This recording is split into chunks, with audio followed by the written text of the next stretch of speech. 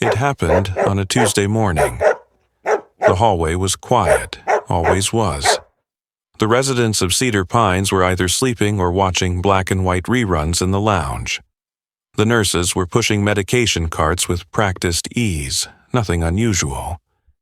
Until Ranger stopped walking, the retired K-9, usually obedient and calm, halted in front of room 112, a room everyone ignored, a door that hadn't been opened in years.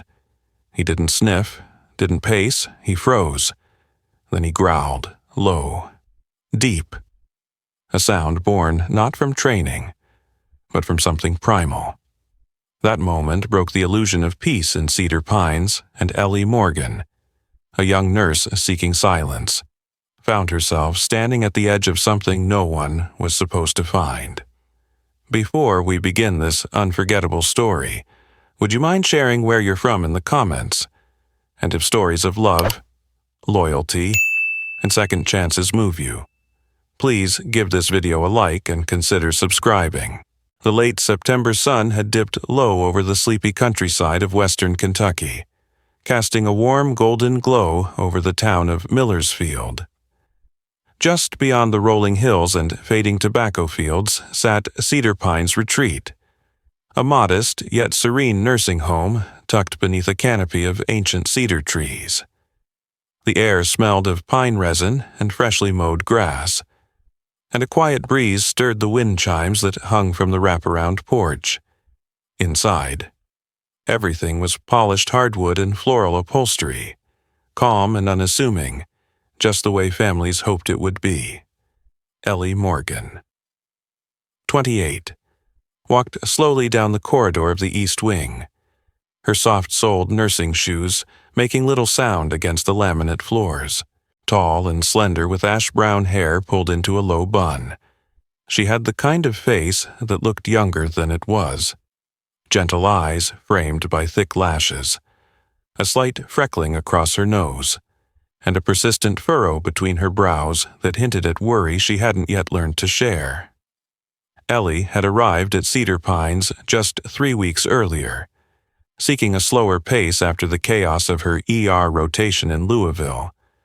Her decision to transfer was part escape, part healing. The death of a young patient during her final shift at the hospital had shattered her confidence. She needed quiet. She needed time. Trotting at her side, head held high, was Ranger, a 7-year-old German shepherd with dark sable fur that shimmered like burnished steel under the hallway lights. Though his eyes were beginning to silver, and his back legs had stiffened from years of service, there was still something formidable in the way he moved. Measured, alert, loyal to a fault. Ranger had served with the state K-9 narcotics unit for over 5 years before an injury to his right hip forced an early retirement. Ellie had been the attending nurse the day he was brought in after a meth lab raid had gone wrong. They bonded in recovery, and when no handler claimed him. She filed the paperwork to bring him home. Since then, Ranger had taken on a quieter role, wearing a vest marked Therapy Dog, retired K-9, offering silent comfort to residents and staff alike. Everyone at Cedar Pines loved him, even the grumpy residents who rarely spoke. But today, as they passed the west end of the building, the old wing that had been cordoned off for renovations since before Ellie arrived, Ranger stopped. Not the kind of pause he usually made when he smelled another dog, or heard someone shuffling nearby. No, this was a freeze, muscles locked, ears forward, hackles rising. It was room 112. The door looked like the others, pale wood with a small brass number. A narrow window covered by a blind that hadn't moved in years. But the plaque was tarnished, and Ellie had always thought it odd that no one ever spoke about it. Ranger, she whispered, crouching beside him. What's going on, buddy? The German shepherd didn't even flick an ear. His eyes were glued to the base of the door, nose twitching, body tense. Then came the growl, low and deep, like a rumble from a long dormant volcano. Ellie felt it more than heard it. It passed through her chest, tightening something inside, probably just a mouse. She murmured, though her voice didn't sound confident even to her own ears. She reached for his leash to pull him away. Come on, we've got to finish the rounds. Ranger resisted, not with a tug, but with pure stillness. Then a short, clipped bark burst from his throat, so sudden it made Ellie flinch. A door down the hall cracked open. Sarah Linwood, the head nurse, peeked out, mid-50s, short and brisk with tight gray curls and a clipboard that seemed permanently attached to her hand. Sarah had worked at Cedar Pines for over 2 decades. Her tone was not unkind, but always business. She glanced down the hallway and frowned. Everything all right. Ellie stood, brushing her hands on her scrubs. Yes, ma'am, Ranger just got spooked. Must have caught a whiff of something under the door. Sarah's lips thinned. That room's sealed. Best not linger. Old wiring, bad floorboards. I didn't mean to. It's fine, she said, already disappearing behind her door. Just don't encourage him down that way again. Later that evening, Ellie sat alone in the staff break room with a cup of weak coffee cooling in her hand, her eyes fixed on the storm creeping in over the hills outside. The wind had picked up. She thought about Ranger's bark, his rigid posture. He'd never done that before, not even in the hospital when surrounded by the chaos of trauma bays. That night, during Ranger's bedtime walk, he pulled toward the west hallway again. Ellie stopped him, more firmly this time, and took him out to the porch instead, but as they walked in the moonlight, she caught him glancing back over his shoulder, toward the closed door they had passed earlier.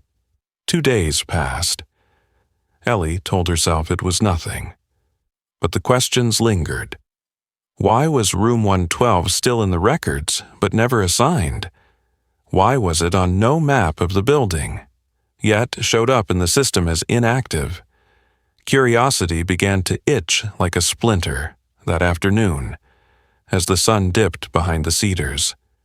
She sat with Henry Blake, a resident she had grown fond of. Henry was 84, a retired biochemistry professor and Korean War veteran. He had a craggy face carved by time and a voice like dry leaves rustling. His mind was sharp, if a little theatrical, and he delighted in telling stories that made the younger staff roll their eyes, but not Ellie. She listened. You ever wonder why there's always one room in these places they tell you to ignore? He asked that evening, glancing at her over the rim of his teacup. Ellie paused. What do you mean? Room 112, he said simply. 10 years ago, there was a woman in there, didn't talk, didn't scream. But I saw men go in and out, men who weren't staff, who didn't wear name badges.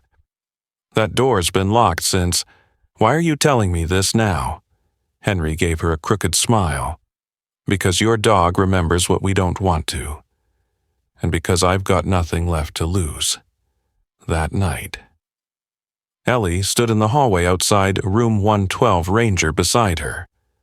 The wind outside howled softly, and the old cedars creaked against the windows. She reached out and rested her hand on the doorknob. It was cold. Ranger sat down and stared at the door, not whining, not barking, just watching, waiting. The following morning, gray clouds blanketed the Kentucky sky, casting a sullen hush over Cedar Pines retreat. The storm from the night before had passed, but it left the air heavy and the ground soft beneath the staff's footsteps. Inside the quiet nursing home, Ellie Morgan moved with cautious intent, though her daily routine hadn't changed outwardly, checking vital signs, organizing medications, greeting patients with her soft, tired smile. There was now a tremor beneath her surface, like the hum of a power line just barely audible. Something was off, and she needed to know what. That afternoon, while Ranger lay curled beneath the nurse's station with one ear twitching. Ellie sat alone in the small record room adjacent to the administrative office. The space was cramped and windowless, lit by a single flickering overhead bulb and filled with filing cabinets older than she was, on a battered rolling chair. Ellie clicked through the internal database on a dated terminal, the whir of the ancient cooling fan buzzing at her elbow. She wasn't supposed to be in here, only Sarah, the head nurse, and Mr. Lawson, the administrator, had full access, but Ellie had borrowed Sarah's login credentials once, under the guise of helping her retrieve an old prescription log. She had memorized the password. Flicker 1972. She typed room 112 into the database search bar. No patient assigned, no treatment record, no cleaning logs, nothing. Then she switched to the pharmaceutical delivery log. 3 entries popped up over the last 2 months, all tagged to internal delivery staff, all marked as routine, night delivery, no recipient name, no initials, no counter signature. She leaned back slowly. Night delivery, she whispered. Then from the corner of her eye, she spotted something wedged behind the monitor, a small, old-fashioned keycard, yellowing around the edges. Tucked under a broken paper tray, she pulled it free, on the back, in faded ink. Read, Restricted Access, R112. Her heart began to pound. Later that evening, Henry Blake met her on the covered porch, where the scent of wet cedar still lingered. He wore his usual wool cardigan over a neatly pressed flannel shirt. His hands curled around a chipped mug of black coffee. "You've been digging," he said, his tone neutral but his eyes keen. Ellie didn't deny it. "You said men used to come here at night." Henry nodded and handed her a slim, cracked leather-bound notebook. "Started writing it all down in '09 when I first moved in. Not because I thought anyone would believe me, but because forgetting it would have been worse." She opened the first page. Neat, deliberate handwriting filled the lines, dates, times, vague descriptions. Man in gray suit, unmarked car. Same time every Thursday. Room 112 humming sound, light flicker, 2:13 a.m., and then, repeated more than once across different pages, a phrase, Project Indigo. "Does that mean anything to you?" she asked. Henry sipped his coffee and stared out over the lawn. "Not yet, but if it shows up that many times, it's worth remembering." That night, well past midnight, the hallways were bathed in silence and shadow. Most residents were asleep.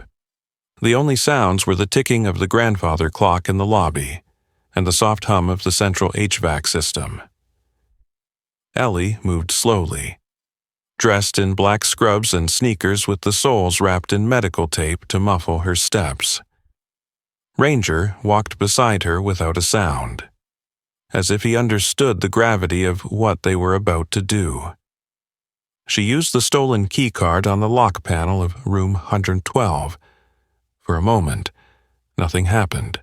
Then the old mechanism clicked, and the door creaked open an inch. The smell hit her first, sterile, chemical, but beneath that, something older, like mildew and dust that had soaked into fabric for years. She pushed the door open. The room inside was dim, lit only by a single desk lamp angled at the floor. The walls were lined with acoustic foam, like a soundproof booth. There was no hospital bed, just a heavy reclining chair with restraints looped through its arms. On the far wall, a camera blinked quietly, its red recording light glowing in the darkness, and in the center of the room sat a woman. She was gaunt, her skin nearly translucent under the low light. Her head was completely shaved, and her wrists bore the red grooves of long-term restraint. Her eyes, sunken, hollow, flickered toward Ellie and then away, like she'd been taught not to acknowledge people. A faint IV line ran from her arm to a bag that dangled near the floor. The machine beside it buzzed faintly. Ellie froze. Oh my God. The woman didn't speak, didn't move. She simply stared at the far wall. Ranger stepped forward, letting out a soft, almost inaudible whine. "Hey," Ellie whispered, crouching down slowly. "Can you hear me?" "My name's Ellie. I'm here to help." There was a pause. Then, just barely, the woman blinked.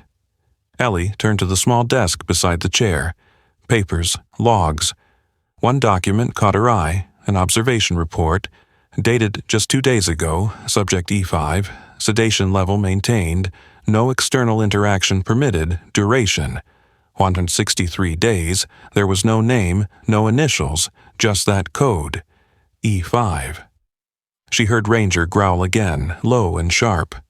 She followed his gaze, behind the two-way mirror on the far wall. A red light had blinked on. Someone was watching. Ellie didn't wait. She backed toward the door, her fingers fumbling for the card again. "We're not ready for this," she whispered, almost apologetically to the woman, but as the door clicked shut behind her, she caught one last look at those hollow eyes. For the first time, the woman looked directly at her. Ellie and Ranger slipped back through the hallway without being seen. The next morning, Ellie returned to the record room, hands shaking. She pulled the delivery logs again, then the staff rosters. She filtered for overnight staff, contractors, medical visitors. One name appeared more than once. G. M. Lark, overnight pharmaceutical requisition officer, clearance, Indigo Temp. She printed it, then she printed Henry's notes, then the photograph of the old keycard. She stuffed them all into an envelope and slid it under her locker in the break room. Just in case. She didn't know what Project Indigo was, but she knew someone was still running it. The early morning haze had not yet lifted when Ellie parked her old Corolla beneath the cedar trees at the edge of Cedar Pine's staff lot. The windows were still misted, the sky a dull gray, and somewhere in the distance, crows barked against the dawn. Ranger, sitting calmly in the passenger seat, tilted his head toward the breeze as if listening to something she couldn't hear. He'd been restless again last night, pacing the hallway, ears twitching toward the back exit near the unused supply corridor. Ellie hadn't slept much either. Inside her locker, buried behind a folded jacket and a spare set of scrubs, was the envelope she had prepared the night before, containing the redacted logs, the restricted keycard, the printout of the name G. M. Lark, and Henry's notebook. It was her lifeline, and it was time to share it. Ellie stepped into the sunroom near the edge of the facility, where the old TV played reruns of a weathered sitcom no one watched. There, she found Tom Grayson, her cousin, seated with a lukewarm coffee and his signature leather satchel slung over one knee, tall and wiry, with ginger-brown hair tucked beneath a faded ball cap and a 3-day scruff. Tom looked more like a tired mechanic than a journalist, but that was his camouflage. He had once been the face of a regional investigative report show before getting suspended for pursuing a story on pharmaceutical testing in state-run homes. He never said who pressured the network, but Ellie remembered the silence that followed. "You look like you haven't slept in a week," he muttered as she sat beside him. "I haven't," she replied. She slid the envelope toward him. Tom opened it with the same care he might give to a rattlesnake nest, after a few minutes of quiet scanning. He leaned back and gave a low whistle. Project Indigo. I've seen whispers of this before. It was listed in a defunct patent application back in 2009, tied to a private contractor called Infinicare Research. The documents vanished a month later. No follow-up, no whistleblowers, nothing. Ellie's voice dropped. They're still active. There's a woman in room 112, Jane. Her file says, Subject E5 terminated. But she's alive. Tom tapped a finger on the redacted report. If she's labeled terminated but still monitored, that means someone didn't just forget her, they hid her. And in Finicare, they specialize in off-grid behavioral recovery studies. That's code for experimental confinement. Ranger stood up abruptly, ears forward, growling low in his throat. Ellie followed his gaze across the room, through the bay window, just beyond the garden path. A man in a light gray suit stood alone, pretending to smoke, eyes hidden behind reflective glasses. That's the same guy I've seen twice near the service wing, Ellie whispered. Tom leaned forward, not looking directly. Don't stare, just tell me. Does he wear a pin on his collar, small brass? Crescent and 2 dots. Ellie nodded slowly. That's Infinicare's old symbol. Later that afternoon, Ellie returned to the staff hallway near the locked door that led to the back service route. Ranger tugged at his leash, tail stiff, gaze fixed on a rusted maintenance door she had never seen opened. She had passed it countless times, but today, Ranger wouldn't move past it. His growl deepened, then abruptly stopped. He sat, still, silent, staring. She pulled out her badge and swiped it along the card reader. Nothing. Then, on a whim, she tried the restricted R112 keycard. The reader flickered green. The old door creaked open. Inside was a narrow stairwell leading downward, poorly lit by flickering fluorescent tubes. Ellie hesitated only a moment before descending, Ranger's paw steps steady beside her. At the base of the stairs was a small vestibule, lined with yellowing tiles and peeling paint. To her left, a door marked Authorized Staff Only, Level B. It wasn't on any map. She pushed the door open. The hallway beyond was silent, chillingly so every few feet. Ceiling-mounted cameras blinked red. Ranger remained close but visibly tense, ears low, nose twitching. They passed what appeared to be old examination rooms, thick doors with porthole windows, now dark. One room still had papers scattered across a metal table, charts marked with unintelligible codes, brain scan prints, chemical formulae with timestamps and initials scrawled across the margins. Then Ellie saw it, a metal plaque mounted beside the final door at the hall's end. Subject E5. Observation Lab. Infinicare. Before she could reach the door, Ranger turned sharply and barked twice, sharp. Urgent. She spun around, behind them. A panel on the wall had shifted, revealing a secondary exit, a crawl-sized tunnel, lined with grated floor panels and dim emergency lights. It was too small for stretchers, too industrial for patient use. A maintenance corridor. Ranger sniffed the air, then stepped forward. Ellie followed, heart pounding. The tunnel led them back, somehow, to a hidden section behind room 112. There, behind the drywall, they found a network of thin cables and a live feed monitor displaying Jane's room. The screen showed her now, still in the chair, unmoving, as if her time had stopped somewhere in the past. Ellie reached for the USB port at the base of the monitor and slid in a flash drive. She copied the feed, if anything happened. She needed proof.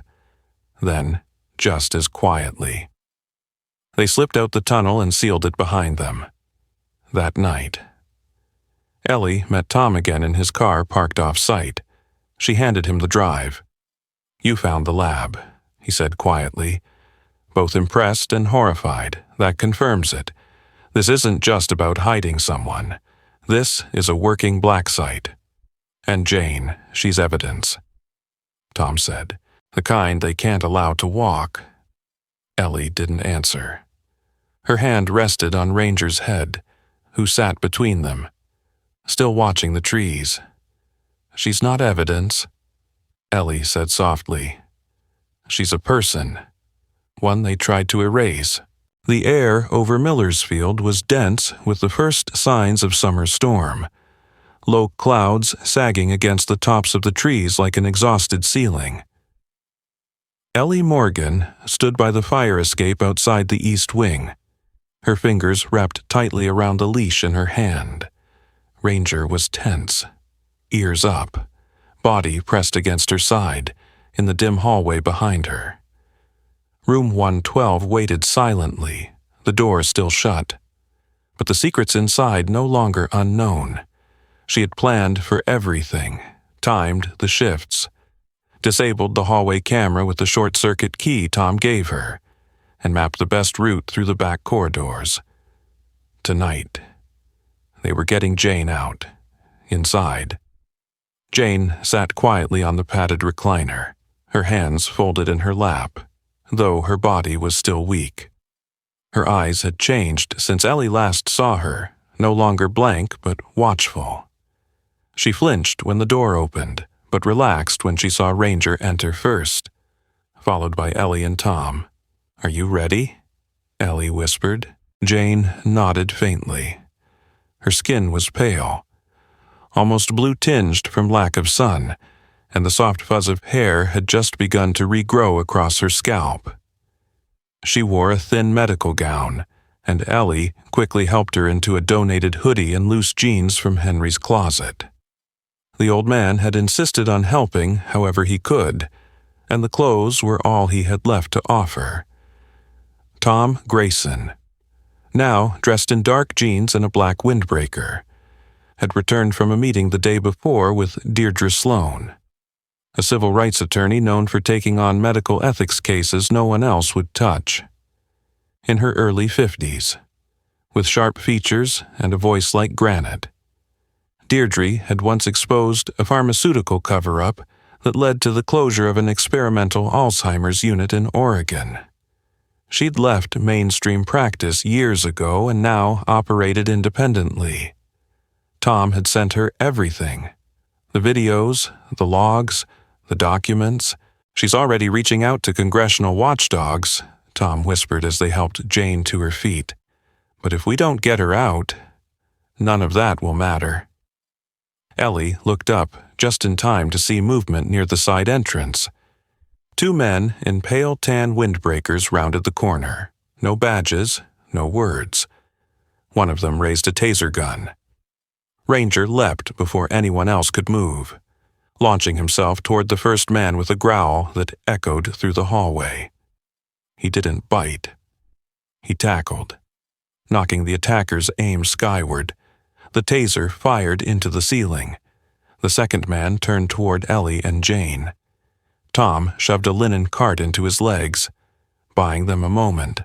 The group bolted through the fire door into the back gardens, sprinting past overgrown hedges and down the sloping gravel path that led into the cedar woods. Behind them, shouts rang out. Ranger kept pace at Ellie's heels, flanking Jane like a sentry.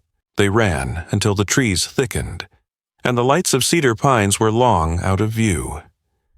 Henry had given them a map, drawn from memory, of a broken trail that once led to a supply barn no longer used by the facility.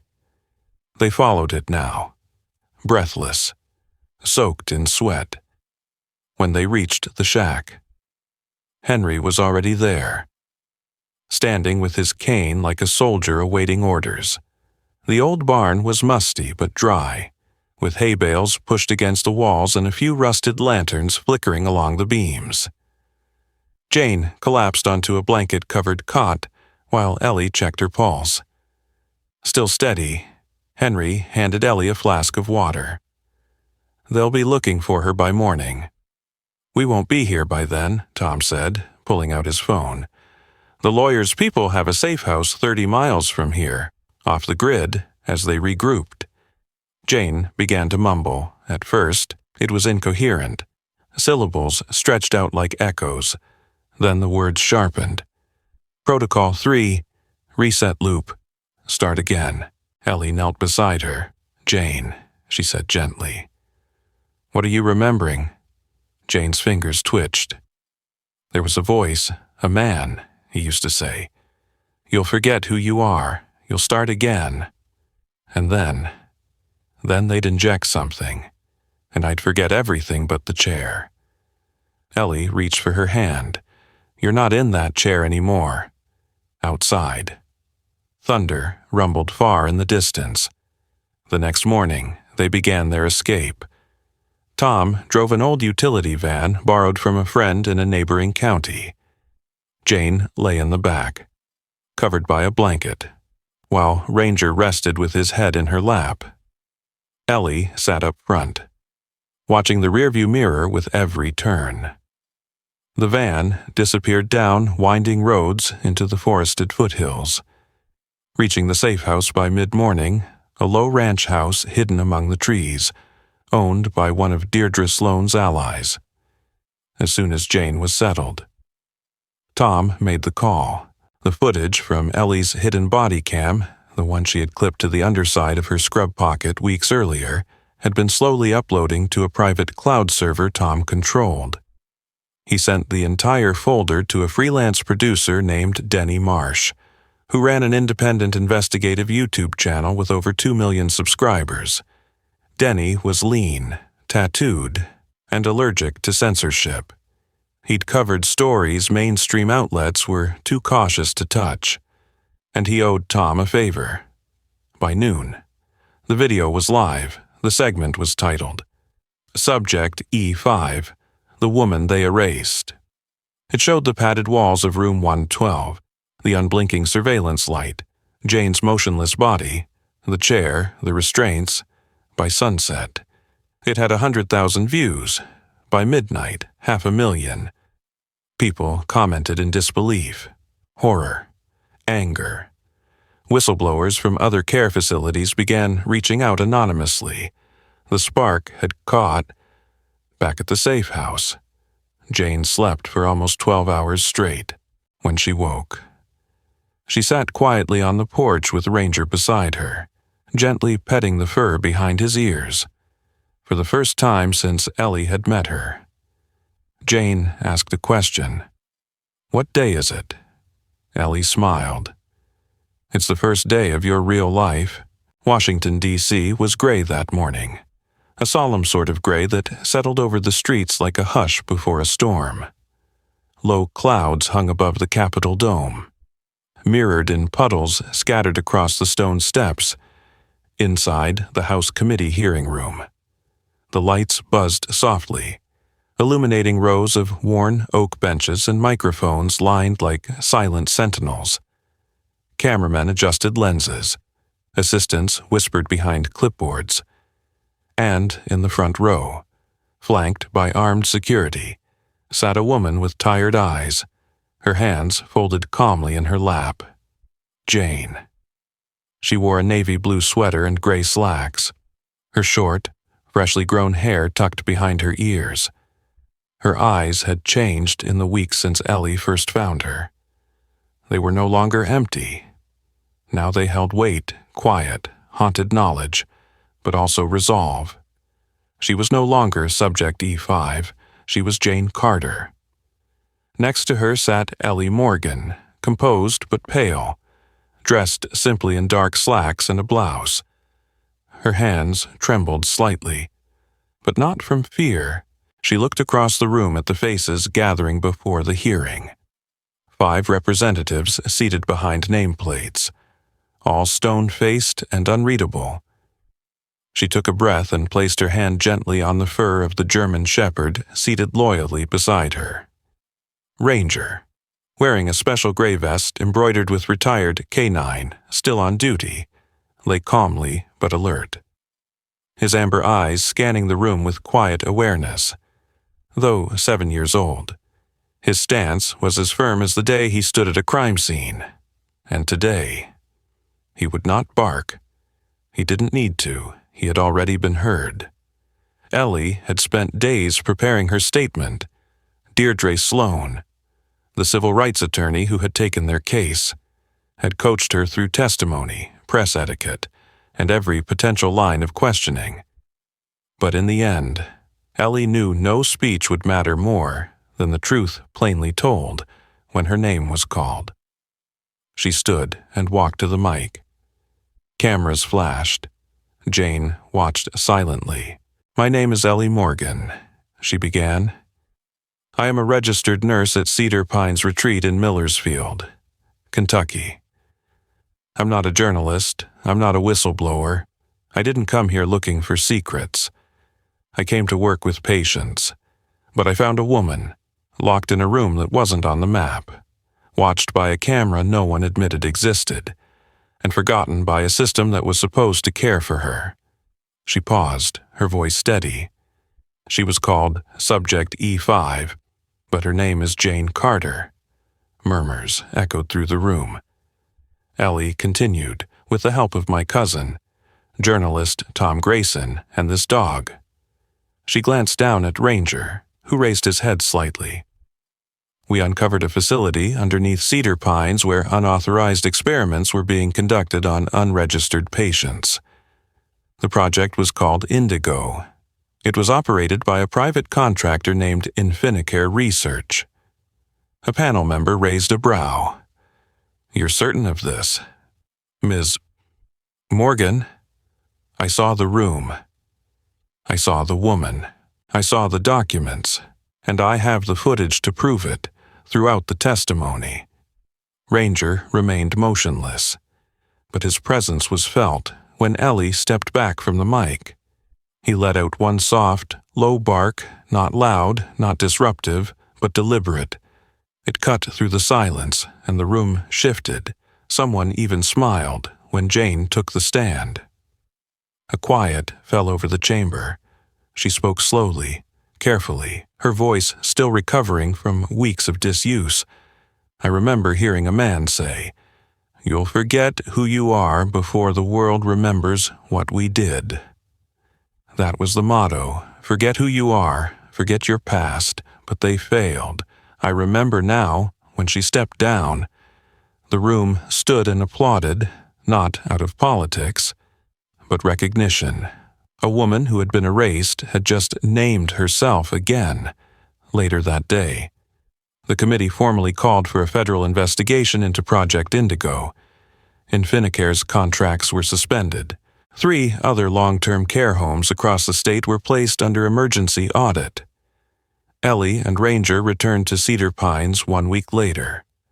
The air there felt different now, no longer stagnant, no longer secretive. The administrative office had been restructured. Sarah Linwood, the old head nurse, had resigned quietly. A new interim director, Martin Alvarez, had been appointed, soft-spoken, with salt and pepper hair and a kind smile, a veteran of hospice care reform under his guidance. Cedar Pines began again, on Ellie's first day back. The residents gathered in the backyard for the dedication of a new garden. Henry Blake hadn't lived to see it. He passed away peacefully in his sleep 3 nights after Jane was rescued, leaving behind a leather-bound journal filled with ink-smudged truths and odd, brilliant thoughts. In the final page, he had written, "Some things are only believed once they bloom." Ellie stood by the small wooden sign now planted beside a patch of lavender and rosemary. It read, "Jane's Garden, for what was lost and found again." Ranger stood beside her, gray starting to streak his muzzle, but eyes sharp and watchful. He had been officially recognized by the Animal Heroes for Justice Foundation, featured in a newsletter, and honored with a small brass medal that hung from his therapy vest. Ellie had kept the article in her drawer, folded neatly beside Henry's last letter. On quiet afternoons, when the patients napped, Ellie sometimes sat in the garden with Ranger at her feet. Jane would call occasionally from her new home upstate. Sounding stronger each time, she was learning how to be human again, bit by bit, planting things, baking, laughing at old sitcoms. Not every scar had healed, but the silence was broken. That day, as the sun dipped low and cicadas sang into the coming dusk. Ellie reached down and scratched behind Ranger's ears. "You were the first one to know," she said, "before any of us. You didn't bark for nothing." Ranger wagged his tail once and pressed closer to her leg, and the garden behind them bloomed, sometimes. Miracles do not come with thunder or light from the heavens. They arrive quietly, on 4 legs, wearing a vest that reads "Still on Duty." Ranger wasn't just a dog. He was a vessel of intuition, loyalty, and divine timing in a world where voices like Jane's were silenced. It was God who gave one bark the power to shake a nation. This story reminds us that the Lord often works through the unnoticed, the humble, and the faithful, whether it's a forgotten nurse, a retired veteran, or a dog who refused to walk away. In our everyday lives, we may not face hidden laboratories or secret projects, but we all walk past doors that others choose to ignore. Injustice, loneliness, silence, maybe today. God is asking you to pause, to listen, to see, like Ranger did. If this story moved you, please share it with someone who needs hope. Leave a comment, subscribe to our channel, and say a prayer tonight for all those who are still waiting to be heard. And if you believe that no voice is too small, no soul too forgotten, and no bark too soft to reach heaven, comment Amen to let the world know you're listening too. God bless you.